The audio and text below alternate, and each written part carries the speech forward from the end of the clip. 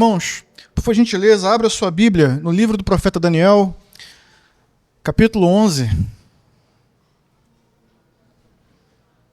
Nós estamos na reta final dessa série chamada Série do Exílio.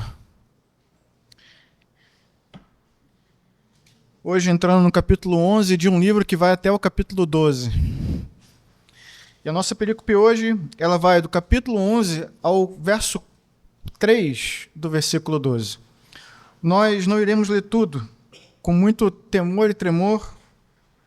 Leremos apenas alguns versículos que, creio eu, nos ajudam a entender essa revelação. Mas antes disso, permita-me lembrá-los aos irmãos, mais uma vez, o contexto que está diante de nós aqui. O que nós temos aqui, irmãos, é um profeta, um servo de Deus chamado Daniel, que está vivendo no período do cativeiro, vivendo no exílio, um homem de Deus, irmãos, que está com seu coração quebrado, está aflito, porque os seus irmãos, depois de 70 anos de cativeiro, voltaram para Jerusalém, mas encontraram uma terra completamente devastada, com a expectativa que eles tinham de reconstruir os muros da cidade, reconstruir o templo. Mas o problema é que, ao chegar ali, eles enfrentaram grandes adversidades, enfrentaram a oposição de inimigos poderosos que dificultaram a reconstrução daquele lugar, a reconstrução do templo do Senhor. E o que nós temos visto desde o capítulo 10 é que esse servo de Deus, ele vai a Deus em oração, ele começa a suplicar a Deus, pedindo uma resposta que ajudasse ele a entender o que estava acontecendo. E Deus, de fato, respondeu a ele, irmãos. Deus enviou os seus anjos para dar a ele uma resposta a respeito de tudo o que estava acontecendo. E a primeira coisa que eu queria destacar, que vimos semana passada, é que Daniel recebeu uma revelação de algo que ele não poderia imaginar. Daniel estava habituado com os jogos políticos entre as nações. Mas a revelação que ele recebeu mostrava que por trás de tudo isso, por trás de todos os reis, de todos os impérios, existe uma guerra espiritual sendo travada. Uma guerra de forças demoníacas que tentam se opor a Deus e tentam se opor ao povo de Deus. Daniel recebeu essa revelação, mas ainda havia muito mais a ser revelado para ele. De fato, essa é uma informação muito importante. Existe, sim, forças que são contrárias ao povo de Deus, mas também existe um exército que trabalha em prol, que trabalha a favor do povo de Deus. Isso vimos semana passada, mas hoje veremos, de fato, uma revelação dos planos de Deus para o seu povo. Eu queria que você me acompanhasse a partir do verso de número 2. O tema da nossa mensagem hoje é Fundamentos para uma fé perseverante em tempos de exílio. Nós veremos lições de uma visão do que já foi e do que ainda virá. Verso 2 diz assim: Agora, pois, vou dar-lhe a conhecer a verdade. Outros 3 reis aparecerão na Pérsia, e depois virá um 4º rei, que será bem mais rico do que os anteriores. Depois de conquistar o poder com sua riqueza, instigará todos contra o reino da Grécia. Então surgirá um rei guerreiro que governará com grande poder e fará o que quiser.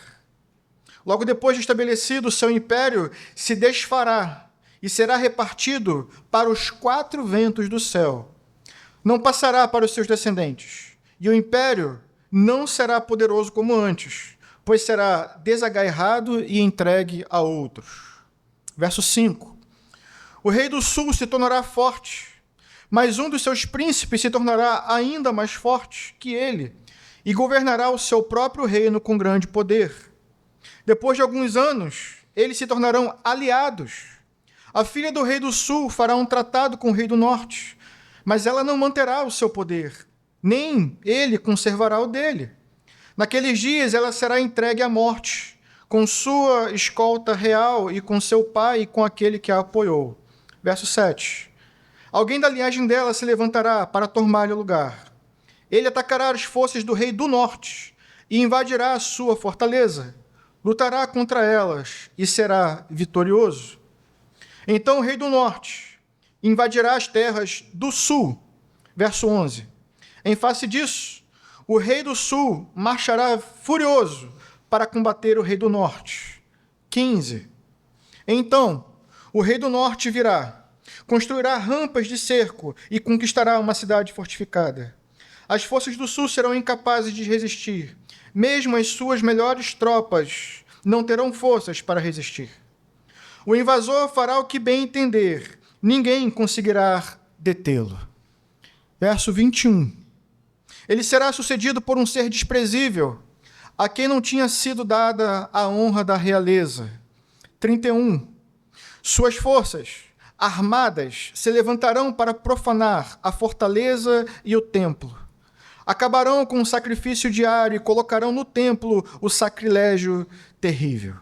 Com lisonjas corromperá aqueles que tiverem violado a aliança, mas o povo que conhece o seu Deus resistirá com firmeza. Aqueles que são sábios instruirão a muitos, mas por certo período cairão a espada e serão queimados, capturados e saqueados. Verso 36. O rei fará o que bem entender. Ele se exaltará e se engrandecerá acima de todos os deuses, e dirá coisas jamais ouvidas contra o Deus dos deuses. Ele terá sucesso até que o tempo da ira se complete, pois o que foi decidido irá acontecer. Capítulo 12, verso 1. Naquela ocasião, Miguel, o grande príncipe que protege o seu povo, se levantará. Haverá um tempo de angústia como nunca houve desde o início das nações até então. Mas naquela ocasião, o seu povo, todo aquele cujo nome está escrito no livro, será liberto. Multidões que dormem no pó da terra acordarão, uns para a vida, outros para a vergonha, para o desprezo eterno. Aqueles que são sábios reluzirão como o fulgor do céu, e aqueles que conduzem muitos à justiça serão como as estrelas para todo sempre. Amém. Texto longo, irmãos, mas acredite, é mais longo do que parece. Tentei fazer uma leitura desse texto para ver, e aproximadamente 7 minutos de leitura nós teríamos aqui. Mas creio eu que aqui nós temos o suficiente para entendermos essa revelação preciosa que Deus deu ao seu servo Daniel. Irmãos, a revelação que se coloca diante de nós é uma das revelações mais detalhadas do Antigo Testamento. Uma das revelações mais precisas, que descreve de uma maneira sem igual eventos históricos que iriam acontecer ao longo da história. Fatos históricos que você pode pesquisar e vai ver que de fato se cumpriram. A grande questão que eu quero apresentar ainda a título de introdução da nossa mensagem é que Deus estava levantando o véu da história e estava mostrando o futuro, as coisas que ainda viriam a acontecer para o seu servo. E o texto chama essas revelações de verdade. É isso que diz no verso 2. Mas, de onde vem essa verdade? Eu queria chamar sua atenção para isso. De onde vem essa verdade que está sendo revelada para Daniel? Será que Deus consultou o futuro para ver o que iria acontecer e então decidiu revelar o que ele viu no futuro? Será que é esse tipo de presciência do que o texto está falando? Que Deus olhou o futuro e então decidiu revelar ao seu servo o que iria acontecer? Não é isso, irmãos. Não é isso o que está acontecendo aqui. Quando o texto nos diz que a verdade seria revelada para Daniel, o contexto nos mostra que essa verdade já estava escrita, já estava determinada por Deus. Volte um pouquinho no capítulo 10 e veja o finalzinho do versículo 21. no que está escrito. O próprio verso 21. Antes lhe revelarei o que está escrito aonde? No livro da verdade. Quando Deus revela o futuro para Daniel, ele está revelando algo que estava escrito no livro que é de sua própria autoria. Deus não revela para Daniel um futuro que estava acontecendo ao acaso. Um futuro que ele foi lá e verificou exatamente como seria. Não, o que Deus revela para Daniel foi escrito pelo Deus que é o autor da história. É isso o que o nosso texto começa a nos mostrar. O que ele revela está escrito nos livros eternos de Deus, um livro chamado Livro da Verdade. E isso mostra que o nosso Deus é mais do que um Deus onisciente, é mais do que um Deus que conhece o futuro porque viu o que iria acontecer. O que a Escritura nos mostra aqui é um Deus soberano, que escreveu e determinou o curso da história, porque ele é o autor da história. E que coisas Deus tem a mostrar ao seu servo, irmãos?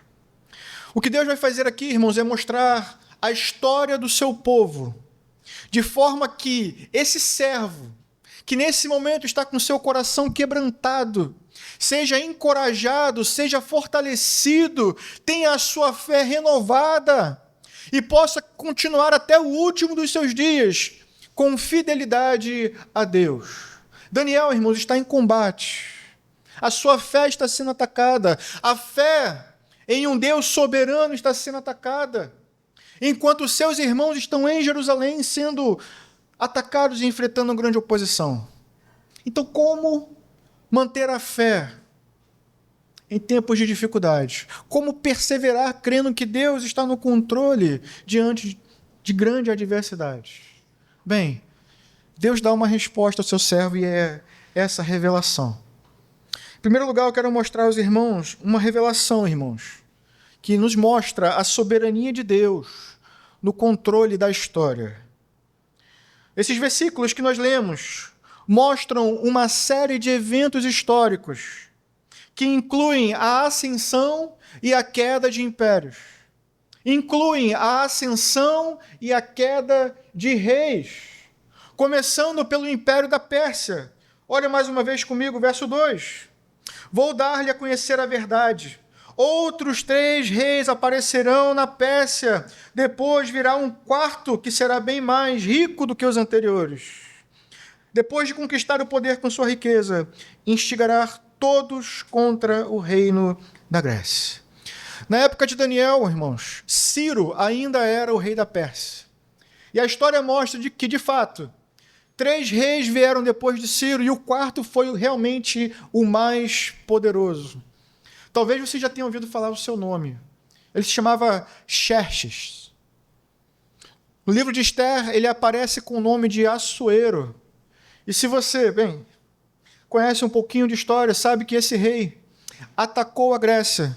Talvez você já tenha ouvido falar da Guerra das Termópilas, de Xerxes contra os 300 de Esparta. Talvez você já tenha visto até um filme muito ruim sobre isso. Mas veja, a história, apesar de no filme ser fantasiada, ela é real. Aconteceu, de fato, Xerxes foi um grande conquistador, um grande imperador do Império Persa. Mas veja, apesar do seu grande poder, a Pérsia passou. O reino dos persas não existe mais. O texto nos mostra a ascensão e a queda desse império, que no lugar dele surgiu o império da Grécia. Veja o versículo 3. Então surgirá um rei guerreiro que governará com grande poder e fará o que quiser. Logo depois estabelecido, seu império se desfará e será repartido para os 4 ventos do céu. Essa profecia, mais uma vez, irmãos, se cumpriu de maneira precisa. Depois do Império Persa surgiram os macedônios. Alexandre o Grande, você já deve ter ouvido falar dele. Era o imperador desse grande império. Em um espaço de apenas 10 anos, ele conquistou um reino muito vasto. Mas como a profecia anunciou, de fato, ele morreu sem deixar um herdeiro, e o seu grande império foi dividido em 4 partes. E eu preciso que você entenda isso, porque praticamente 70% do nosso texto, do que virá, mostra o que acontece com 2 desses reinos que surgem a partir dessa divisão. Então o texto nos mostrou a ascensão e a queda do Império Persa, a ascensão e a queda do Império Macedônio, do Império Grego. Mas agora nos mostra, irmãos, do versículo 5 em diante, uma guerra contínua entre 2 reinos, o reino do norte e o reino do sul. Os Seleucidas contra os Ptolomeus, ou se você preferir, a Síria contra o Egito. No nosso texto, eles aparecem simplesmente como o reino do norte contra o reino do sul. O texto mostra uma aliança frustrada entre o Egito e a Síria, a vingança do Egito e a derrota da Síria. Depois mostra a revanche da Síria naquela que foi a 5ª guerra sírio-egípcia, e vai nos mostrando reis, um após o outro, um lutando contra o outro. E qual é o ponto? O que você precisa entender sobre todo esse período? É que enquanto essa guerra está acontecendo, enquanto os reis do sul sobem para atacar o rei do norte, enquanto os reis do norte descem para atacar o rei do sul, aonde está o povo de Deus? Aonde eles estão no meio de todo esse período, irmãos, que foi literalmente um período de guerras e rumores de guerras? Aonde está o povo de Deus nesse período, que foi com toda certeza um período de grande tribulação para eles? Eu vou dizer, eles estão literalmente no meio do caminho.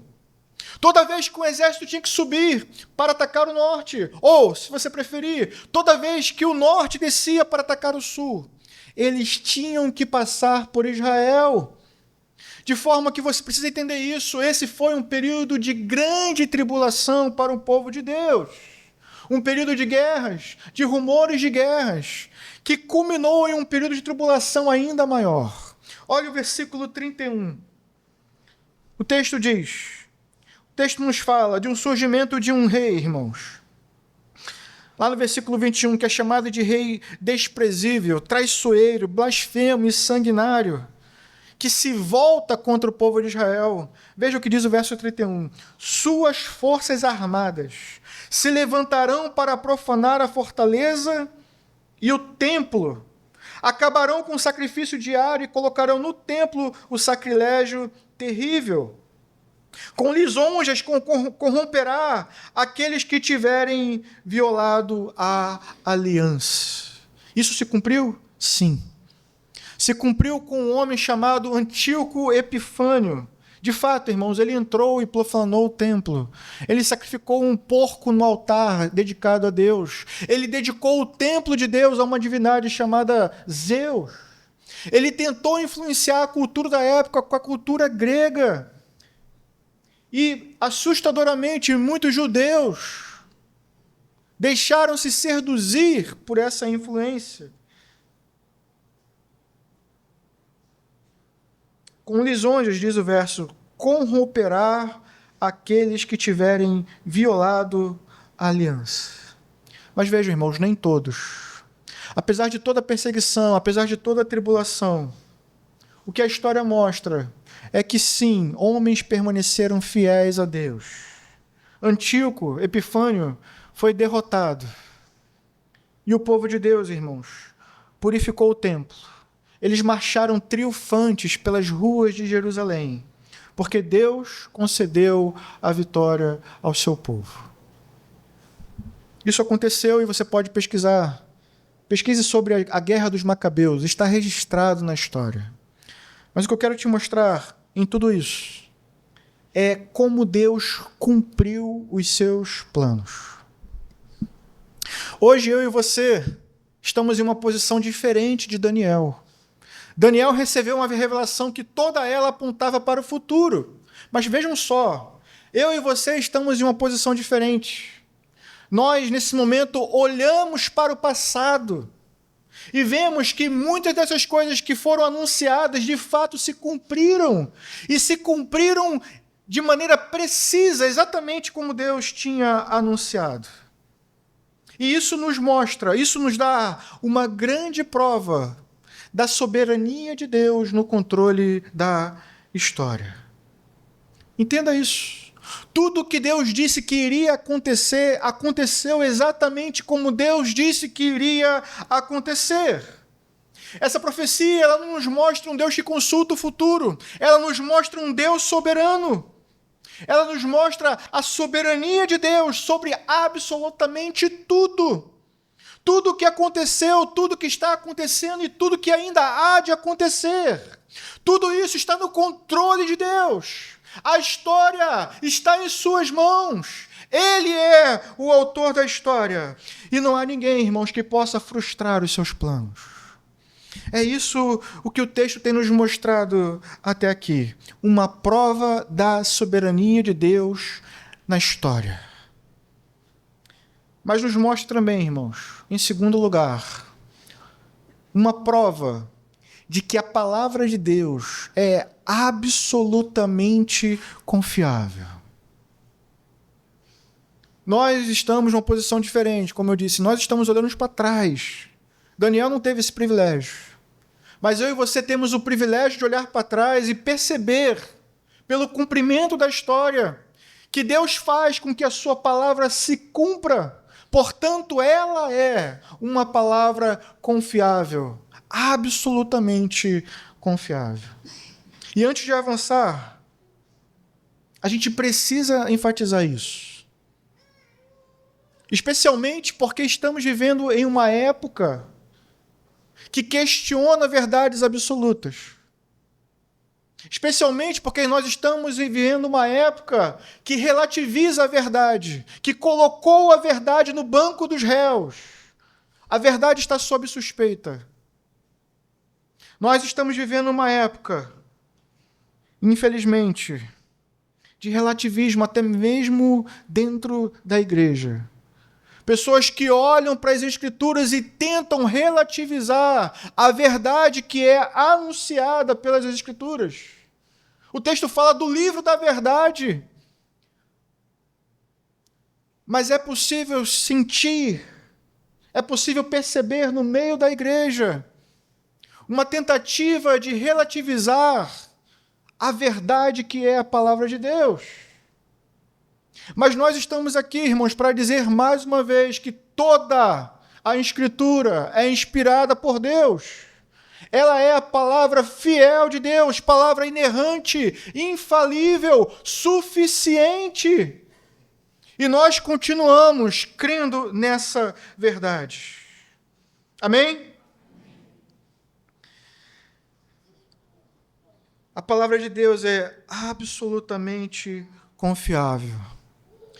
Isso é uma verdade, irmãos, que encoraja os servos fiéis. Deve encorajar você. Mas veja, essa verdade é um alerta para todos aqueles que duvidam.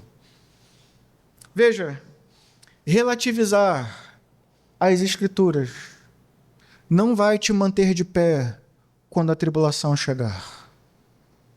Relativizar que a Escritura é uma verdade absoluta não vai te manter de pé, não vai manter a sua casa de pé quando o vento soprar contra ela. Olha o verso 32, olha com atenção o que está escrito.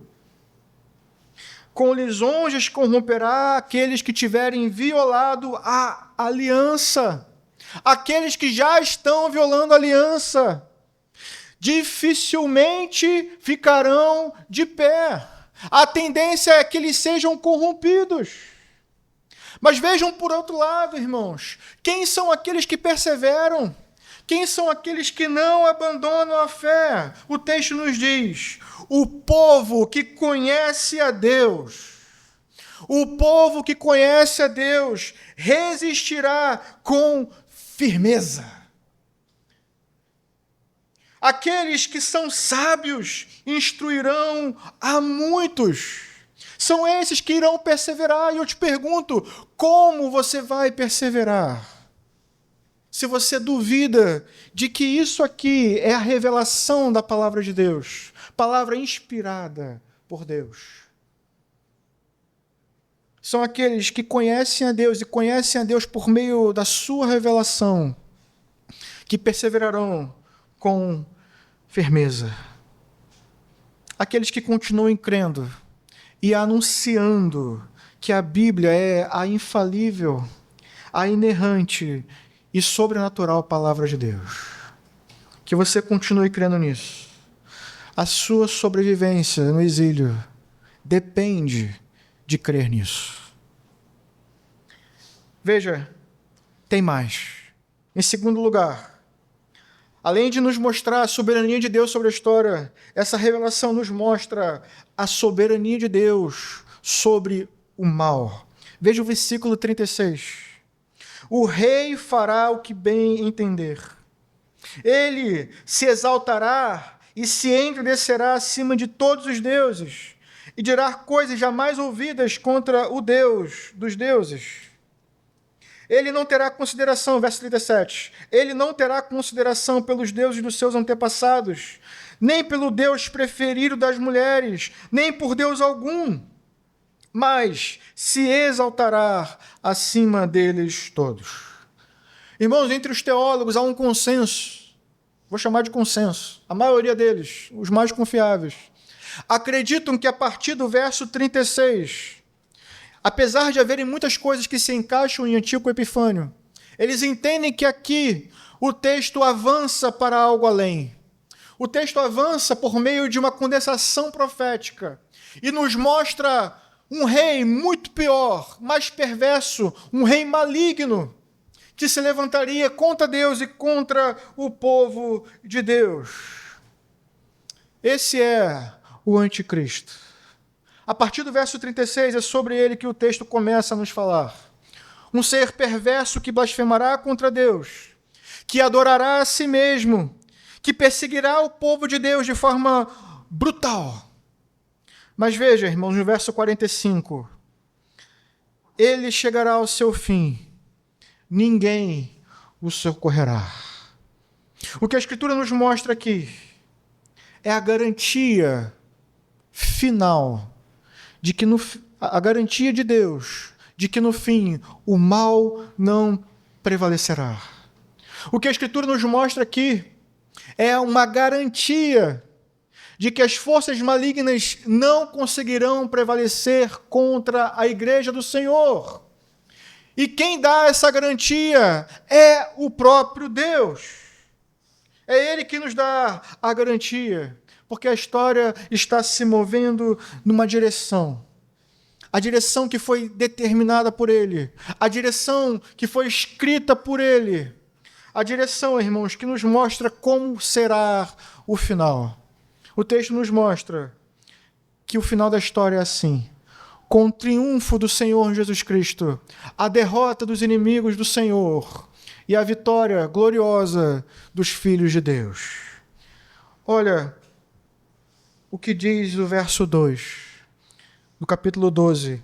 Muitos do que dormem no pó ressuscitarão, uns para a vida eterna, outros para a glória e horror eterno. Os que forem sábios resplandecerão como o fulgor do firmamento, e os que a muitos conduzirem à justiça como as estrelas, sempre e eternamente. Em terceiro lugar, o que o texto nos mostra é uma revelação da soberania de Deus, que nos garante a vitória do seu povo. Eu quero que você pense mais uma vez no contexto que Daniel estava vivendo. Ele estava se perguntando por que aquelas coisas estavam acontecendo, porque o seu povo continuava enfrentando oposição. E o que essa revelação mostra para Daniel é que ainda seria assim por muito tempo. Reinos se levantariam e cairiam, reis se levantariam e cairiam. O povo de Deus enfrentaria grandes tribulações. Ainda haveria muitos que se levantariam para se opor a Deus e ao povo de Deus. Mas tudo isso não está acontecendo ao acaso. Tudo isso está acontecendo por causa dos propósitos de Deus. Propósitos eternos que se cumprirão porque Ele governa a história. Governa a história do seu povo. Governa a nossa história. Por isso Daniel poderia ter confiança, segurança, paz em seu coração, para continuar firme na fé, apesar de tudo que estava acontecendo naquela época, apesar de tudo que ainda viria a acontecer. A revelação mostra: Deus não perdeu o controle da história. Deus não perdeu o controle da nossa história. Eu queria que você pensasse um pouquinho sobre isso. Eu não sei quais são as circunstâncias que você está enfrentando hoje. Podem ser que elas sejam boas ou más, mas seja uma ou outra, o fato é que todas essas coisas passarão. A história está seguindo o seu curso, um curso determinado por Deus. E o fato é esse: aqueles que depositaram a sua confiança nele, aqueles que continuam crendo na palavra dele, não serão frustrados, porque Deus garante isso. Aqueles que foram redimidos por sua misericórdia permanecerão firmes para sempre. Como diz o texto, terão suas roupas lavadas e alvejadas, brilharão por toda a eternidade. Nem mesmo a morte pode impedir isso. Os mortos em Cristo ressuscitarão e viverão na presença dele para toda a eternidade. É isso que essa revelação nos mostra até aqui. E essa história, irmãos, essa revelação precisa impactar a forma como você vive hoje. O que essa revelação nos mostra é que eu e você não podemos viver os nossos dias como se a história estivesse seguindo um curso aleatório, como se ela tivesse vindo do nada e caminhando para o nada. Isso esvazia o sentido de nossas vidas. Mas é justamente o contrário. Deus estabeleceu todas as coisas. Elas caminham e se desenvolvem de acordo com a sua vontade soberana. E a sua vontade soberana, irmãos, é que no fim de tudo, o seu povo permaneça para sempre com ele. Isso deve consolar os nossos corações. Jesus nos disse: quando vocês verem todas essas coisas, levantem-se e ergam a cabeça, porque perto está a redenção de vocês. Então, se você olha para o mundo e vê o mundo em caos, vê a ascensão e queda de homens poderosos, vê o mal, vê a tribulação, vê guerras e rumores de guerras, lembre-se dessa verdade: perto está a redenção de vocês. Que isso impacte a sua vida e que você seja mais um dos sábios, os sábios que se firmaram nessa verdade e instruíram outros a respeito dessa verdade. Eu quero caminhar para o final enfatizando isso. Existem muitas pessoas ao redor de nós, amigos, familiares. Pode ser que até mesmo você esteja vivendo hoje sem ter em vista os decretos eternos de Deus. Pode ser que você esteja vivendo no exílio, vivendo no cativeiro, com uma perspectiva limitada da realidade. Uma perspectiva limitada que olha apenas para o presente, que olha apenas para o poder de homens poderosos, como se eles governassem a história.